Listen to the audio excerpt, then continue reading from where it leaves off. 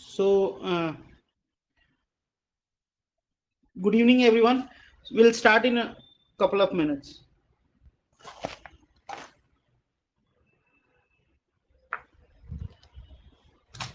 I hope मेरी आवाज आ रही है। कुछ एक दो लोग जो जिनके पास मोबाइल का एक्सेस है ऑफिस का, वो व्हाट्सएप पे या किसी चीज पे रिप्लाई करके कंफर्म कर सकते हैं।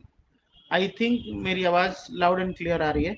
और आज हम लोग स्पीकर नहीं ले पाएंगे, या मतलब कोई क्वेश्चंस नहीं ले पाएंगे स्टॉक स्पेसिफिक, बिकॉज थोड़ा सा वर्कलोड काफी है अभी। सो कोशिश करेंगे कि मैं अपना मार्केट आउटलुक बोल के और नेक्स्ट वीक स्टॉक का सेशन कर सकते हैं। और उसमें स्टॉक स्पेसिफिक क्वेरी ले सकते हैं। सो क्विकली मूव करते हैं बिना किसी रैंडम रेफरेंस के, सीधे स्ट्रेट अवे जो मार्केट आउटलुक है उस पे बात करते हैं। मैं एक एक मेरे को 15 मिनट की कॉल पे हूँ, मेरे को थोड़ा टाइम जाएगा। वो टेलीग्राम लाइव लग रखा है, एक बार फिनिश करता हूँ फिर करते हैं बात। Okay, alright.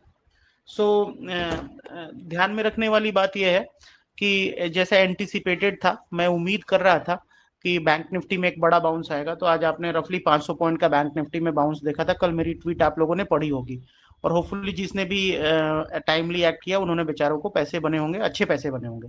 सो कल का जो थोड़ा सा डिप्रेसिंग सा मार्केट था या थोड़ा नीचे था, तो लोग परेशान थे, काफी ट्विटर पे बियरिशनेस दिख रही थी। 17,000, 18,000, 17,800। तो आज शायद उनके सबके स्टॉप लॉस हो गए होंगे। सो मैं आपको एक चीज बोलना चाहूंगा। मेरे को लग रहा था कि 18,800 तक आएगा, बट मुझे ऐसा लग रहा है कि अब क्यों आएगा, काफी टाइम निकल गया। मैंने बोला था 75 डेज तक मार्केट में कुछ नहीं होगा, निफ्टी साइडवेज रहेगी। सो वो भी हो गया। बैंक निफ्टी भी ऑलमोस्ट, मतलब 75 डेज में से रफली 65 डेज निकल चुके हैं। सो एक, अगर कुछ कुछ ग्लोबली कुछ अनफॉर्चुनेट हो गया तो 18,800, 18,700 तक आएगा। अदरवाइज मार्केट काफी ठीक लग रहा है।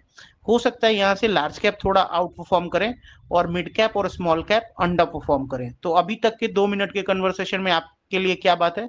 In the month of September and till 13th अक्टूबर, हो सकता है, प्रोबेबिलिटी है कि मिड कैप और स्मॉल कैप लार्ज कैप को अंडर परफॉर्म करें। ये भी पॉसिबिलिटी है कि हो सकता है कि मार्केट अभी भी साइडवेज चला जाए अगले वीक में, एक दो दिन बढ़ने के बाद, और उस बीच में थोड़े मिड कैप और स्मॉल कैप में थोड़ी प्रॉफिट बुकिंग आ जाए। तो ये भी सेकंड प्रोबेबिलिटी आप दिमाग में रख के चल सकते हैं कि लार्ज इंडाइसेस हो सकता है कि साइडवेज चले जाए। और कोशिश करें कि धीरे धीरे कोई बैड न्यूज पे या कोई फेड की तरफ से कोई एक्शन पे मार्केट अगेन एक बारी ईएमए 63 को ब्रेक करने की कोशिश करें और 18,800 900 के आसपास जाने की कोशिश करें। बट इस केस में हो सकता है कि मिड कैप स्मॉल कैप में 3 to 5% के करेक्शंस आपको इन द मंथ ऑफ सितंबर देखने को मिल सकते हैं टिल 13th अक्टूबर। सो ये अब क्या है, आपके पास 42 डेज का विंडो है। इन 42 डेज के विंडो में वर्स्ट केस क्या हो सकता है कि स्मॉल कैप और मिड कैप इंडेक्स में 5-5% की करेक्शन हो सकती है, और लार्ज कैप में 3% की करेक्शन हो सकती है। ये आपको मैं एक वर्स्ट केस सिचुएशन दे रहा हूँ। बेस्ट केस क्या हो सकता है कि निफ्टी वापस 19,800 900 हो जाए धीरे धीरे करके, और स्मॉल कैप और मिड कैप में जीरो रिटर्न है। बट यहां से मुझे नहीं लगता कि अगले 42 डेज में मिड कैप और स्मॉल कैप में कोई बहुत बड़ा रिटर्न आएगा। तो ये ध्यान में रखें, स्टॉक स्पेसिफिक रिटर्न आएगा। मैं ये नहीं बोल रहा हूँ सारे स्टॉक नीचे जाएंगे, बट इंडेक्स लेवल पे कोई बड़ा रिटर्न नहीं आएगा। हो सकता है कि मेरे 2 स्टॉक चले, 2 स्टॉक गिरे, तो जो गिरे उनको मैं थोड़ा पहले काट दूं और जो चल रहे हैं उनको मैं चलने दूं। तो अगर इस तरीके से मैं मैनेज करूंगा तो अभी भी स्मॉल कैप और मिड कैप में पैसे बन सकते हैं। बट लार्ज कैप रिलेटिवली ज्यादा अट्रैक्टिव है। I repeat, large cap relatively ज्यादा अट्रैक्टिव हैं, और उनमें बैंक्स मुझे काफी ठीक ठाक लग रहे हैं। बैंक्स की वैल्यूएशंस काफी नीचे लेवल पे है। 2 इयर्स की, 3 इयर्स की आप समझो कि अर्निंग्स आई हैं बड़े बैंकों की, बट स्टॉक प्राइसेस में उतना रिफ्लेक्शन नहीं है। आप अगर देखें तो एसबीआई का रिटर्न पिछले 15-18 महीने में जीरो है। सो ये सब सेफ स्टॉक है, आपको बड़ा पैसा ना बना के देंगे ना बड़ा टूटेगा। और जब आप इतने एक तरीके से आप कह लो कि सेमी यूफोरिक मार्केट में होते हो, तो आपको ये ध्यान रखना चाहिए कि आपको कहीं ना कहीं मार्जिन ऑफ सेफ्टी की जरूर आपको ढूंढने की कोशिश करनी चाहिए। मैं क्यों थोड़ा सा आज इतना बढ़ने के बाद, जो कि मॉर्निंग में मैंने कुछ जो मेरे सब्सक्राइबर हैं उनको बताया था मैंने कि 43,800 के आसपास बैंक निफ्टी का सपोर्ट है, और आई थिंक रफली उसी का लो लगा है, और बैंक निफ्टी ने काफी बड़ा रिबाउंड दिखाया है। सो मेरे को ये लगता है कि वहां से 700-800 पॉइंट्स बैंक निफ्टी चली है। आज मॉर्निंग में इंडिया के one of the top trader हैं, उनको मैंने मॉर्निंग में मैसेज किया था, उनका रात में मैसेज आया था, मैं लेट देखा, मैंने मॉर्निंग में रिप्लाई किया था उनको। वो मैसेज मैंने शायद एफटीडीबी ग्रुप में डाला भी है कि आज निफ्टी में 160 टू 180 पॉइंट का बाउंस आएगा, और रफली उतना ही आया है। मैंने एफटीडीबी ग्रुप में जस्ट डाला है, just just for the reference point कि ये पॉसिबल है, अगर आप मेहनत करें और आप अपनी रिसर्च पे ध्यान दें तो वो पॉसिबल है। So to cut the long story short, मुझे ऐसा लगता है कि थोड़ा सा अगले वीक में ट्यूसडे से मंडे अच्छा रहना चाहिए। ट्यूसडे से थोड़ा स्मॉल कैप मिड कैप में थोड़ा सा साइडवेज टू नेगेटिव बायस बन सकता है, और वो थोड़ा कंटिन्यू रह सकता है, और या साइडवेज रहेगा मोस्टली। स्टॉक स्पेसिफिक, बहुत स्टॉक स्पेसिफिक, और अनटिल अनलेस कि आप बहुत श्योर नहीं है, आप कचरा कैप नहीं खरीदिए। हो सकता है कचरा कैप में आपको काफी टाइम अपने रेट आने का वेट करना पड़े। तो वो कंपनीज जो लॉस मेकिंग है, वो कंपनीज जिनका डेट बहुत ज्यादा है, या वो कंपनीज जो इंडिया के नॉमिनल जीडीपी से नीचे ग्रो कर रही हैं, उन कंपनीज को नॉर्मली आप अवॉइड कीजिए इन लेवल्स पे, इन वैल्यूएशंस पे। और वो कंपनी जहाँ पे अर्निंग्स बहुत सॉलिड है, जहाँ पे वैल्यूएशंस रीजनेबल है, वहां पे आप स्विच कर सकते हैं, चाहे उनमें मोमेंटम नहीं भी होगा, लेकिन वो आपको मार्जिन ऑफ सेफ्टी ऑफर करेंगे, और अगले 2-3 महीने में आपके बड़े पैसे वो लगने नहीं देंगे अगर मार्केट करेक्ट भी होता है। तो आपको क्या करना है, आपको अर्निंग्स अर्निंग्स एंड अर्निंग्स उस पर ध्यान देना है। और उसके बाद अगर चार्ट अच्छा है, चार्ट इंप्रूव्ड है, या चार्ट में मोमेंटम है, तो बहुत अच्छी बात है। अदरवाइज आपको अर्निंग्स के बिना कोई भी स्टॉक नहीं खरीदना है, because majority of the part जो 70% आप रैली बोलेंगे वो हो चुकी है, बाकी के 30% की रैली बची है इलेक्शन तक की, काफी बड़ी रैली हो चुकी है। और इलेक्शंस हैं, ऑपोजिशन भी काफी कोशिश कर रहा है, तो आपको वो भी एक सिनारियो रखनी है। प्लस स्टेट के इलेक्शंस हैं अभी, बड़े स्टेट्स आ रहे हैं, एमपी ऑन द लाइन है, आपका राजस्थान ऑन द लाइन है, तो ये बड़े स्टेट्स हैं, और ये स्विंग स्टेट्स हैं, मतलब यहाँ पे जो थोड़ा डोमिनेट कर ले जाएगा वो 2024 के लिए अच्छे मोमेंटम के साथ जाएगा। दो कई बार ऐसा भी होता है कि जो पार्टियां ये इलेक्शन जीतती हैं, वो जनरल इलेक्शंस में नॉर्मली मतलब उल्टा भी हो जाता है, बट बीजेपी के लिए जरूरी रहेगा ये जीतना, और ठीक ठाक मार्जिन से जीतना जरूरी रहेगा, बिकॉज कुछ स्टेट्स में बीजेपी को थोड़ा नुकसान भी हो सकता है। तो आपको ये पॉलिटिकल थोड़ा सा चीजें भी ध्यान में रखनी है। एंड जब मैं बात कर रहा हूँ अभी आपसे, तो ब्रेंट क्रूड भी देखो, तो $88 के आसपास जाने की कोशिश कर रहा है, ब्रेकआउट देने की कोशिश कर रहा है। तो सिर्फ आपको प्लेन प्राइस एक्शन निफ्टी का टेक्निकल फॉलो नहीं करना, बिकॉज 2 महीने में सारे टेक्निकल वाले बेचारे घर चले गए हैं, किसी को कोई पैसा नहीं आया। ठीक है, 20,000 के आसपास निफ्टी थी, तो मैंने बोला था बेच दो, 3:27 पे बोला था बेच दो, यहाँ से नहीं बढ़ेगा ये बुल मार्केट, निफ्टी का तो एटलीस्ट खत्म हो गया। और वहां से आपने देखा निफ्टी 800 पॉइंट गिर गई, और 800 पॉइंट स्पॉट में गिरी है, बट फ्यूचर में रफली 2,000 पॉइंट गिरी है, बिकॉज 2 एक्सपायरी में गिरी है, और हर एक्सपायरी में रोल ओवर कॉस्ट 100 पॉइंट्स का था। तो बुल्स को तो निफ्टी में 1,000 पॉइंट का नुकसान हुआ है। सो आप ये ध्यान में रखें, ये क्रूड जिस हिसाब से बढ़ रहा है, और जिस हिसाब से ग्लोबली चीजें हैं, आपको थोड़ा सा, आपके लिए चाहे क्रूड यूएस के लिए उतना नेगेटिव ना हो, बट आपके लिए थोड़ा सा ट्रबलसम हो सकता है। तो आप ये भी ध्यान रखें कि जो इंडस्ट्रीज क्रूड का बहुत बड़ा कंजम्पशन करती हैं या यूज करती हैं, उन स्टॉक्स को भी आपको थोड़ा सा ध्यान हटा के रखना पड़ेगा, उनमें आपको अभी नई इन्वेस्टमेंट नहीं करनी है। ठीक है, जो क्रूड सेंसिटिव सेक्टर्स हैं या स्टॉक्स हैं, उनको आपको अवॉइड करना है। इलेक्शन पास आएगा, गवर्नमेंट और ऑयल मार्केटिंग कंपनीज को दबाने की कोशिश करेगी, उनको बोलेगी थोड़ा प्राइस कट भी करो, थोड़ा गैस के सिलेंडर भी सस्ते करो, तो थोड़े पॉपुलिस्ट मेजर भी आते हुए आपको दिख सकते हैं, वो भी स्टॉक मार्केट जनरली लाइक नहीं करता है। तो ये चीजें थोड़ा सा आप ध्यान में रख के चले। हैविंग सेड ऑल दिस, मुझे लगता है कि बैंक में downside risk close to zero है, बाकी सेक्टर्स थोड़े से नीचे आ सकते हैं और वो मार्केट को थोड़ा नीचे ला सकते हैं, बट बैंकिंग में जो टॉप 3-4 प्राइवेट सेक्टर बैंक्स हैं, एक दो जो हमने थोड़े रिस्की वाले भी लिए हैं, उनमें कोई जीरो डाउन साइड रिस्क है। मेरे को नहीं लगता कि वो मंथली बेसिस पे कोई, ये बड़े वाले बैंक्स मुझे मंथली बेसिस पे, मैं डेली एम टू एम तो नहीं देख पाऊंगा, सो मंथली बेसिस पे ये मुझे कोई मंथ ऑन मंथ भी लॉस दे सकते हैं। सो ये मेरा बैंकिंग पे व्यू है। बाकी मुझे लगता है रेलवे के स्टॉक्स में कुछ अभी भी थोड़ा सा दमखम है। काफी बड़ी रैली हुई है, मैंने आपको पिछले साल बताया था, वहां से स्टॉक 300-400% ऊपर है। रेल टेल वगैरह तो मैंने ओपनली बताया था, TWL आपको बताया था, राइट्स बताया था, तो वो सब तो काफी ऊपर है। बट अभी भी मुझे लगता है कि अगर कोई स्टॉक पिकर अच्छा है तो रेलवे में काफी ऑर्डर्स हैं, काफी मतलब एक्चुअली प्राइस एक्शन नहीं है वहां पे, इतनी बड़ी ऑर्डर बुक है ना कि अगर सिर्फ एग्जीक्यूट कर ले गए तो अर्निंग्स 300-500% इन स्टॉक की बढ़ सकती है, और उसके सामने स्टॉक्स भी 200-300% बढ़े हैं। तो प्रैक्टिकली पी नहीं बढ़ी है, पी तो वही है, फॉरवर्ड पी तो आप देखोगे तो TWL की इतनी कम हो जाएगी over the period of time, अभी आपको एक्सपेंसिव दिखेगा। सो मैं ये नहीं कह रहा हूँ कि TWL अब मैंने 150 पे बोला था, वो 750-800 हो गया। बट वैसे कई सारी अभी रेलवे इंसिलरीज प्लेस हैं, उनमें आप थोड़ा, अगर आप रिसर्च ओरिएंटेड हो तो आप थोड़ा सा देख सकते हो, उसमें आपको बड़ा पैसा बन सकता है। So to to sectors for you guys, one is banking for sure, I see, because abhi you have to see one thing, you have to protect your capital, right? So अगर मुझे लगता है बैंकिंग में आपका capital नहीं टूटेगा।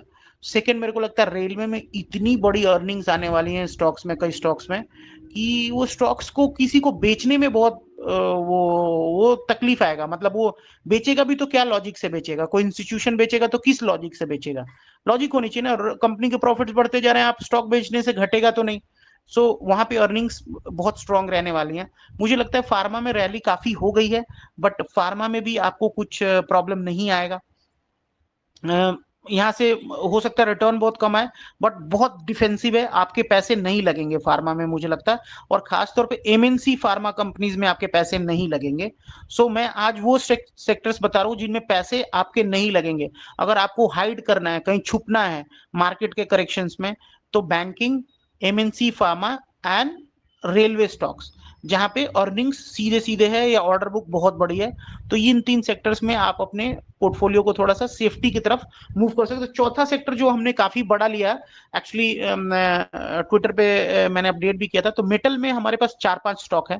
So metal में भी मुझे लगता है कि जीरो डाउन साइड रिस्क है, मतलब यहाँ से स्टॉक्स, ये 2 साल के रिटर्न इन सारे स्टॉक्स के जीरो थे, और उस लॉजिक के अलावा और भी कई लॉजिक थे, उस पर हम लोगों ने लिया था, और उसमें हम लोग काफी अच्छे प्रॉफिट में है।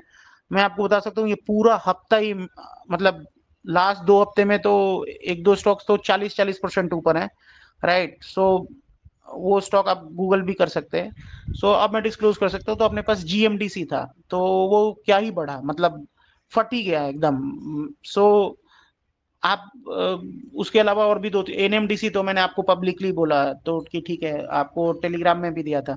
सो वो था, और भी 2-3 नाम थे जो मैं नहीं ले पाऊंगा क्योंकि वो काफी छोटे हैं। सो काफी बड़ी रैली हुई है, और मुझे को लगता है यहाँ पे भी आपको कोई पैसा लगेगा नहीं।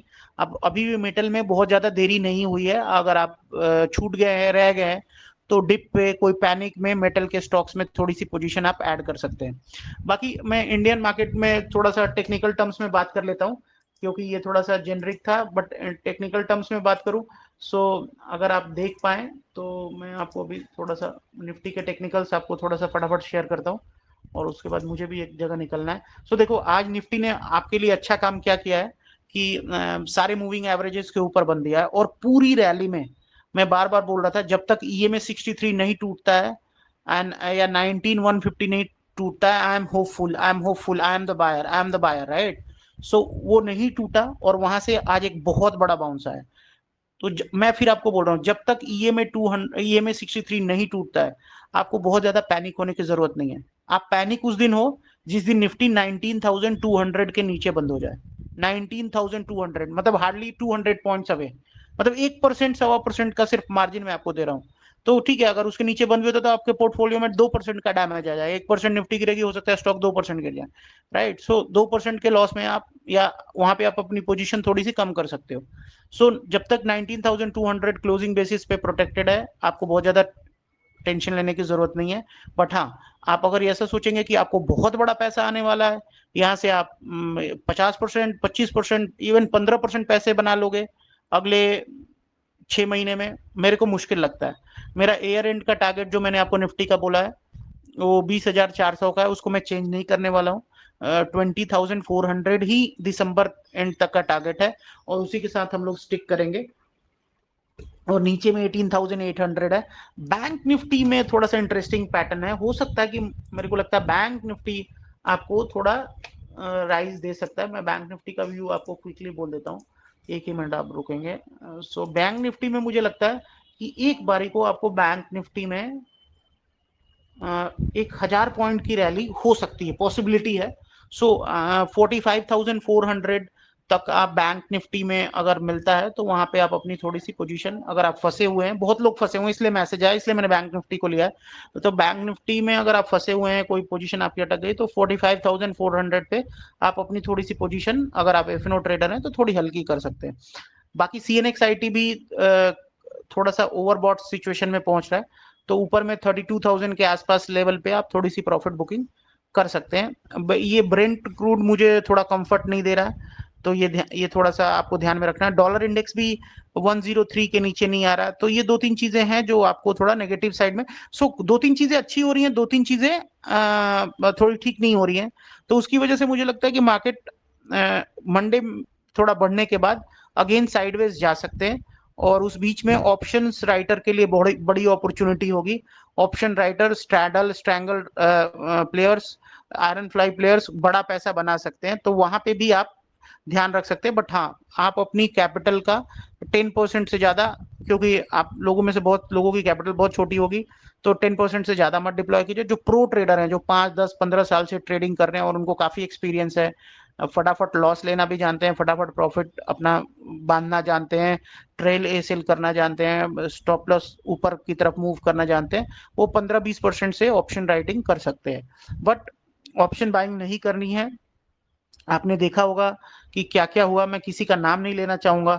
देखो कितना गलत हुआ है लोगों के साथ, मतलब लोगों की कैपिटल उड़ गई है, किसी की फैमिली का कुछ पापा का पैसा रिटायरमेंट का लेके लगा दिया, ये सब नहीं करना है। देखो आप पैसे बना भी लोगे, लेकिन आप अपने पापा के पैसे अगर स्टॉक मार्केट में लगा दोगे, जो उनके रिटायरमेंट या उनके कुछ एंड यूज के पैसे हैं, वो सब काम से कुछ भी नहीं होने वाला लाइफ में। अगर आपको है ही कि आपको पापा का कुछ, आपको पापा के लिए इन्वेस्टिंग करनी है, आप उनका कुछ एसआईपी कर दो, कुछ म्यूचुअल फंड कर दो, आप ही कुछ अच्छे स्टॉक ढूंढ के उन स्टॉकों में एसआईपी कर दो, राइट, रादर देन कि ये ऑप्शन वगैरह में गैम्बलिंग करना है। कुछ लोगों की ऐसी ऐसी स्ट्रेंज क्वेरी आती है कि सर हमने भारत फोर्ज में 1,000 की पुट में होल्डिंग बनाई है। अरे पुट की होल्डिंग होती है क्या भैया, आप क्या ही कर रहे हो, राइट। सो बहुत लोगों का एजुकेशन का थोड़ा सा प्रॉब्लम है फाइनेंशियल मार्केट में, कि उनको ये समझ नहीं है कि पुट की कोई होल्डिंग नहीं होती है। वो मैक्सिमम 25-30 दिन का कॉन्ट्रैक्ट होता है, वो आपका एक्सपायर हो जाएगा, उसके बाद वो आपको थोड़ी दिखेगा आपके स्टेटमेंट में। होल्डिंग ये होती है कि आपने भारत फोर्ज के शेयर ले लिए 200, 500, 1000, 2000, और वो आपने रखे हुए हैं, तो आपको रोज दिखेंगे। तो आप प्लीज समझिए, ऑप्शंस में कोई होल्डिंग नहीं बनती है। या ऑप्शंस में लोग बोलते हैं हमने इन्वेस्ट कर दिया, अरे इन्वेस्ट कैसे कर लोगे भैया, वो 30 डेज का कॉन्ट्रैक्ट है, वो इन्वेस्टमेंट थोड़ी हुआ। सो प्लीज ऑप्शंस ना करें, कोई भी स्क्रीनशॉट के चक्कर में ना आए। आप ये समझे कि कोई भी आदमी अगर अगर वो सिर्फ रिसर्च नहीं शेयर कर रहा है, वो स्क्रीनशॉट शेयर कर रहा है, तो वो कहीं ना कहीं वो ठीक नहीं है। ठीक है, ये समझ में आता है कि किसी ने बोला 180 पॉइंट निफ्टी बढ़ जाएगी, और उसके बाद उसने शेयर किया, राइट, तो समझ में आता है। बट ये स्क्रीनशॉट तो कुछ भी आजकल सॉफ्टवेयर आते हैं, मैनिपुलेट कर सकते हैं आप, और वो मतलब ठीक नहीं है। आप उन लोगों को अवॉइड कीजिए जो स्क्रीनशॉट्स करते हैं या ये ऑप्शंस करते हैं, मतलब ऑप्शंस बाइंग। बिकॉज देखो, मैं इस इंडस्ट्री में काफी पुराना हूं, मैं सबको जानता हूं। इंडिया में गिन के 5 ट्रेडर भी नहीं है जिनका 5 साल का ऑप्शन बाइंग में प्रॉफिटेबल ट्रैक रिकॉर्ड हो। आई रिपीट, इंडिया में 5 ट्रेडर भी नहीं है जिनका ऑप्शन बाइंग में 5 साल का कंटिन्यूअस प्रॉफिटेबल ट्रैक रिकॉर्ड, और वो सिर्फ ऑप्शन बाइंग करते हैं। वो लोग सक्सेसफुल हैं ऑप्शन बाइंग में जिनकी फंड मैनेजर्स के साथ अच्छी दोस्ती है। तो फंड मैनेजर उस स्टॉक में बाई कर रहा होता है, वो उसका कॉल ऑप्शन ले लेता है, वो बेच देता है ऊपर, और उसकी बाइंग खत्म होती है उसके पहले वो बेच लेता है। ठीक है। सो वो लोग ट्विटर पे आके बोल भी नहीं सकते कि मैं हम ये ऑप्शन बाइंग का काम करते हैं, बिकॉज फिर सेबी रेगुलेटर उनको कैच कर लेगा, राइट। सो वही लोग प्रॉफिटेबल होते हैं, और वो भी, वो उनका पूरी ट्रेडिंग बुक का 2% भी नहीं होगा। यानी वो स्टॉक फ्यूचर्स भी करते हैं, वो इंडेक्स फ्यूचर भी करते हैं, वो डिलीवरी भी करते हैं, और थोड़ा बहुत ऑप्शन बाइंग भी करते हैं, राइट। सो आप इस चीज को समझो, सिर्फ और सिर्फ ऑप्शन बाइंग करके बड़े पोर्टफोलियो पे तो पैसा नहीं बन सकता। मान लो आपका पोर्टफोलियो कल को 5 करोड़ का हो जाता है, अभी चलो अभी 10 लाख का है, तो आप ऑप्शन बाइंग में एडिक्ट हो, 5 करोड़ का हो जाता है, आप क्या करोगे? कुछ भी नहीं कर पाओगे ना। ऑप्शन बाइंग, 5 करोड़ की जिस दिन ऑप्शन ले लोगे, आपको रात भर नींद नहीं आएगी, ना आप अपनी वाइफ को सोने दोगे, ना बच्चों को सोने दोगे 5 करोड़ में। और कहीं डाउ 1000 पॉइंट या 500 पॉइंट नीचे हो गया ना, कुछ भी हो सकता है आपके साथ। सो प्लीज वो काम मत करो जो स्केलेबल नहीं है। ऑप्शन बाइंग एक लेवल के बाद स्केलेबल नहीं है, आपकी नींद उड़ जाएगी। मैं को पता है कुछ लोग बोलते हैं कि सर अगर आप ऑप्शन बाइंग बंद करा दोगे लोगों की, तो फिर क्या होगा, आपको तो ऑप्शन बेचने का मौका ही नहीं मिलेगा क्योंकि प्रीमियम काफी कम आ जाएंगे। सो क्या मैं सिर्फ अपने प्रॉफिट के लिए आपको सच बोलना बंद कर दूं? लोग कहते हैं मेरे को, ट्विटर पे भी कहते हैं कि सर आप अगर इस तरीके से लोगों को एडवाइस करोगे तो ऑप्शन बाई कोई नहीं करेगा, तो आपको प्रॉफिट कैसे होगा? अरे मेरा प्रॉफिट जब होना होगा तो हो जाएगा, उसके लिए क्या मैं लोगों को सुसाइड करने दूं, लोगों की सेविंग को जीरो हो जाने दूं? सो प्लीज वो काम नहीं करना है आपको। मैं सारे एक्सपीरियंस से बता रहा हूँ, कोई ही है ही नहीं। कोई 1 साल पैसे कमा लेगा, कोई 2 साल कमा लेगा, कोई 3 साल कमा लेगा, कोई 4 साल कमा लेगा। 5वें साल मार्केट गिन के, सारा गिन के, और उसके पापा मम्मी के, उसके दोस्तों के सारे रिटायरमेंट के पैसे वापस नहीं ले गया, तो मैं जो बोलोगे वो हार जाऊंगा। वो सिर्फ ऑप्शन बाइंग में वही प्रॉफिटेबल है जिनकी फंड मैनेजर से अच्छी दोस्ती है, या वो फंड मैनेजर का सौदा करते हैं अपनी बुक में।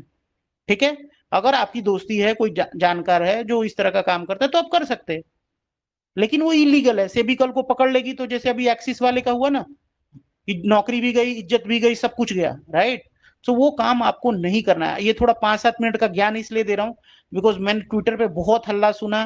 सो मेरे को लगा कि एक बार मुझे जरूर कहना चाहिए बिना किसी का नाम लिए हुए। और प्लीज आप ये समझो, आपका पैसा है तो आपको ही थोड़ी केयर करनी पड़ेगी। आप किसी पे से आंख बंद करके विश्वास मत करो, ठीक है?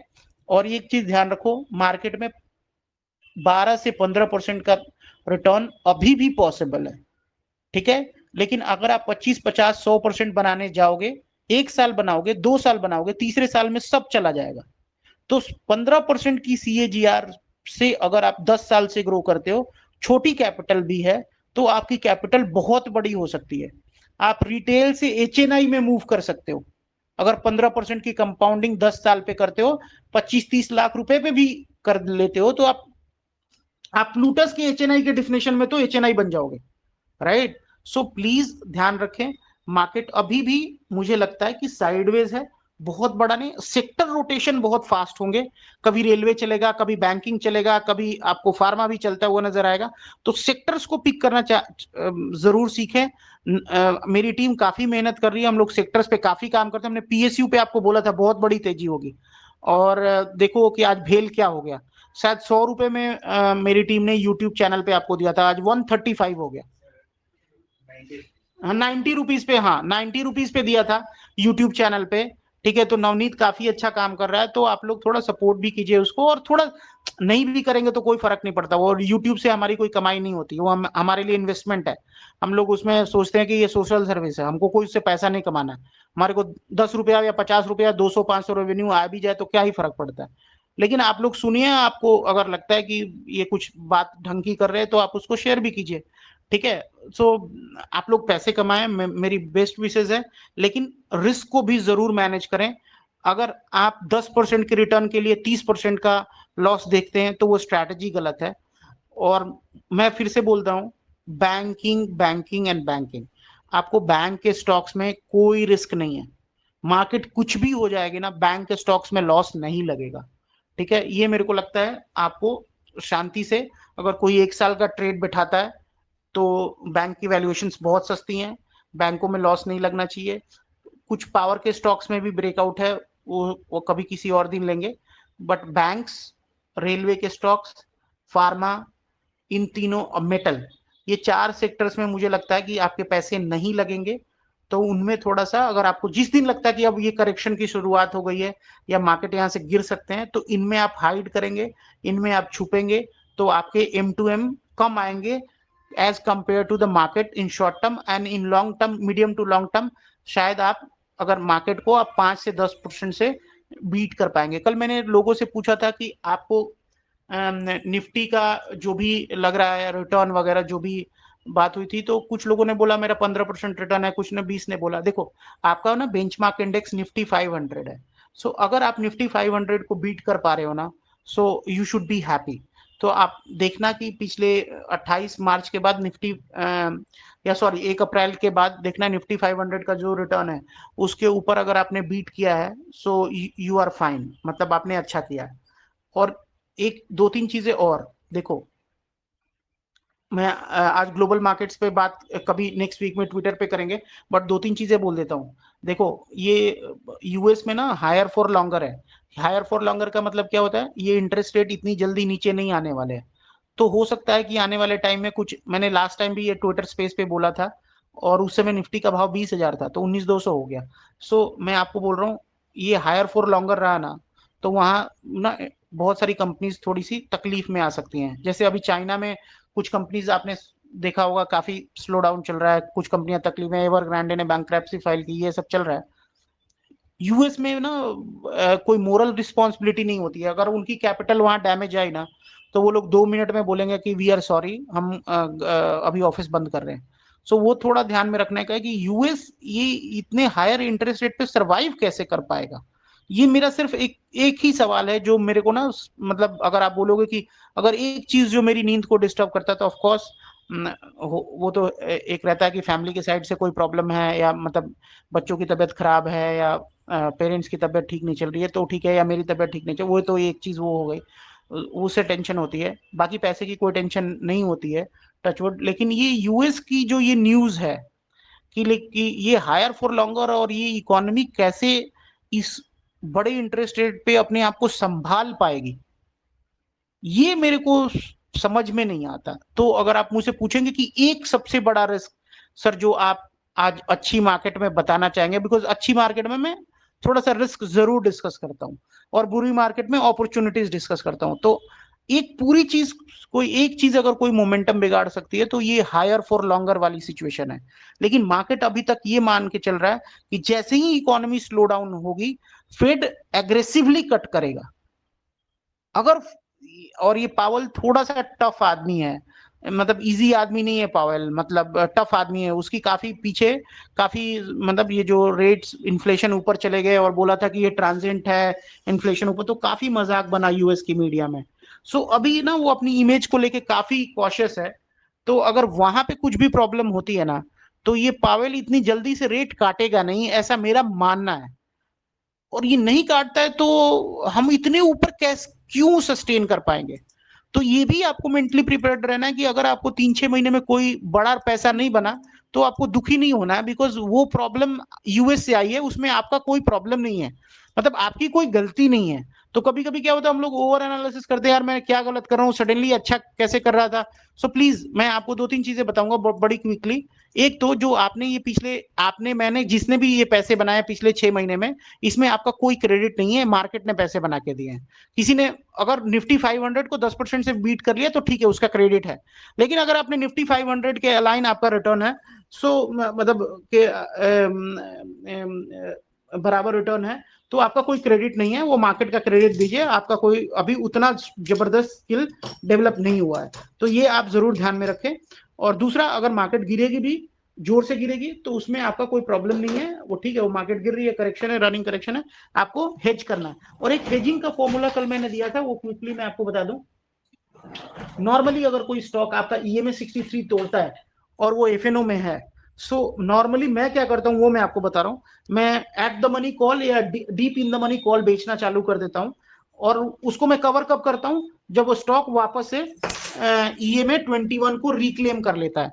सो ईएमए 21 को जैसे ही रिक्लेम करेगा, मैं अपनी हेज हटा देता हूं, हेज से निकल जाता हूं, और नेगेट जो भी पोजीशन होती है उसको मैं रन करने देता हूं। This is how I manage my risk. और अगर इस स्ट्रेटजी को, मतलब मैं क्विकली बता रहा हूँ, इजी नहीं होगा कॉम्प्रिहेंड करना, आप किसी एक दो स्टॉक में ट्राई करो, एंड ट्रस्ट मी, आप इससे अपने अपने ट्रेडिंग करियर में, अगर आपका 30 इयर्स का करियर करियर है, आप मिलियंस बचा सकते हो, मिलियंस मतलब मिलियंस बचा सकते हो सिर्फ इस हेजिंग प्रोसेस से। ईएमए 63 तोड़ेगा, या तो मैं अपनी होल्डिंग कम करूंगा, या तो मैं हेज करूंगा। ईएमए 21 रिक्लेम करेगा, या तो मैं अपनी होल्डिंग बढ़ाऊंगा, या अपने हेजेस को कम करूंगा, मतलब हेज को रिड्यूस करूंगा या हेज से निकल जाऊंगा। और हेज कैसे करना है?